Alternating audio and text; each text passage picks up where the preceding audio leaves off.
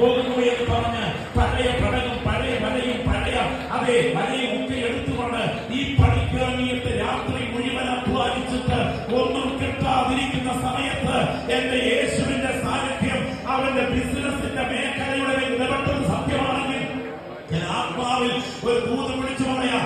ആത്മീയതയായാലും ഭൗതികതയായാലും നീ ചെയ്യുന്ന സേവനത്തിനകത്ത് എന്റെ യേശു ഇന്ന് പകൽ ഇറങ്ങി വന്നാൽ ഇന്നലെ കിട്ടാത്ത മുന്നേറ്റം നാളെ നിന്റെ വിഷയത്തിൽ ചെയ്തെടുക്കാൻ എന്റെ ദൈവം ശക്തനാണ്. യേശുവിനെ മാറ്റി നിർത്തിയിട്ടുള്ള സകല ബിസിനസ്സുകളും, യേശുവിനെ മാറ്റി നിർത്തിയിട്ടുള്ള സകല